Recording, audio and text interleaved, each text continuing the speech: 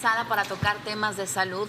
Y es que el cáncer sabemos que es una enfermedad que cobra muchísimas vidas todos los años y todos los días. Está con nosotros Citlali López, ella es oncóloga y vamos a platicar acerca del cáncer que es hereditario, porque hay algunos tipos de cáncer, bueno, que puede decirse que lo traemos ya en el ADN, ¿no? Citlali, ¿cómo estás? Buenos días. Hola, buenos Bienvenida. días. Buen día. Así es, hay ciertos cánceres que me pueden heredar, vaya la palabra, mis papás o mis abuelos. Entonces es muy importante conocerlos.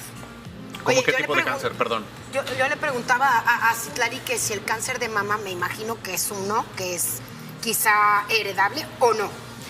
El cáncer más frecuente a nivel mundial es el cáncer de mama, pero curiosamente de todo el cáncer de mama, solamente de un 8 a un 10% es heredado.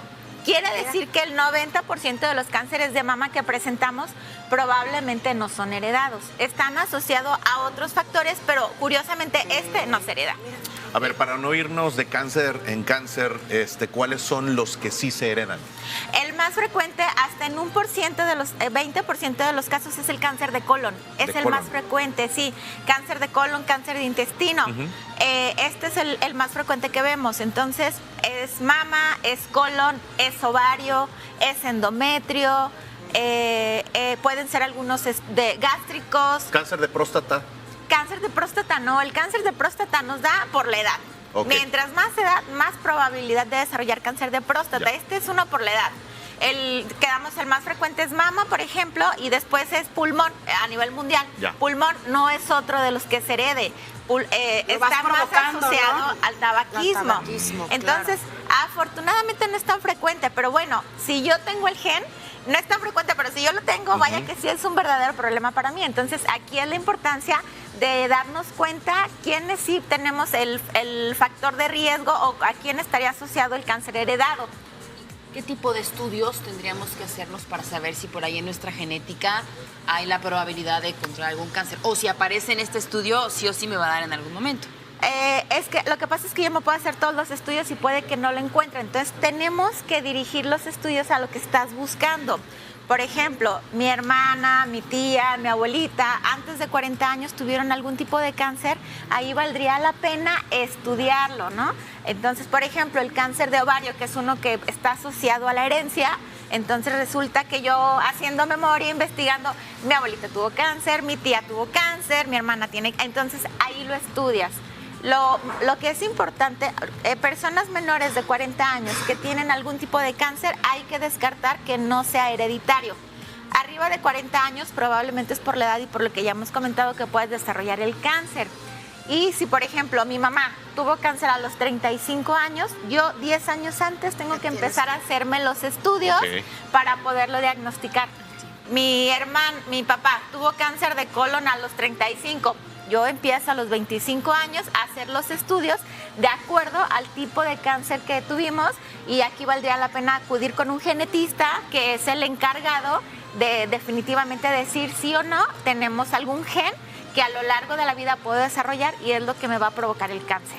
Fíjate, son esos focos rojos que tenemos que ponernos en alerta. Mira, yo no sabía que el cáncer de mama era de los pocos más frecuentes, pero poco probable es que sea como hereditario. Así es. Pero de todos modos son esos focos rojos. En mi familia hay cáncer de mama y yo desde los 34 o 35 años pues hago el estudio de cáncer de mama año con año.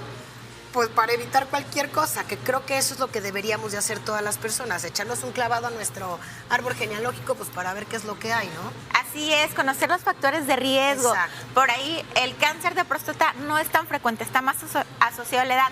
Pero si yo tengo un primo que le dio cáncer de próstata a los 40 años, cuando la media de presentación del cáncer de próstata es 70 años, bueno, ahí hay un foco rojo. Ya. Que dices, bueno, yo como hombre, que mi primo empezó joven, yo valdría la pena empezar a acudir con el urólogo para que me haga los estudios para descartar o diagnosticar un cáncer a tiempo, que es cuando son muy o altamente curables. Qué bueno que lo aclaras, Citlali, porque de repente nosotros mismos o nos confundimos o desviamos quizá la información que nos dan los doctores o los médicos, ¿no?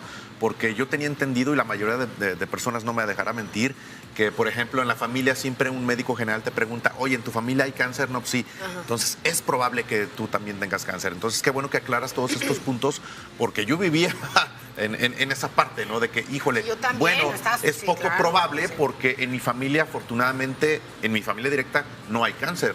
Entonces uno puede respirar más tranquilo.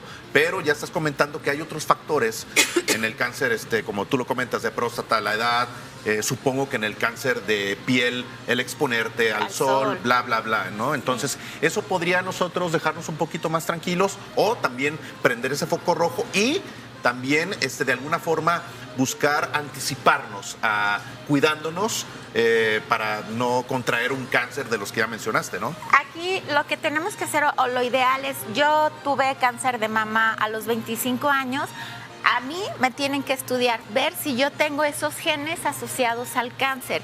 Si yo tengo, esa prueba puede hacerse en el tumor o en una prueba de sangre que la verdad vale 10,000, 12,000 pesos, no es tan costosa y eso me ayuda a determinar si fue un cáncer heredado o no. Si yo como paciente que tengo cáncer tengo la mutación, estoy obligada a hacerle ese estudio en sangre a mis hermanas, a mi mamá y a mis hijas. Si yo salgo negativa, entonces no es necesario hacerle los estudios a las demás personas. Pero yo, la paciente portadora de cáncer, conmigo vamos a empezar a hacer como el estudio genético. Si yo salgo positivo, hay que empezarle a hacer a todas las demás personas. Si yo salgo negativa, me quedo tranquila porque probablemente el cáncer que desarrollé está asociado a otros factores que ya hemos comentado y no fue un cáncer como tal heredado.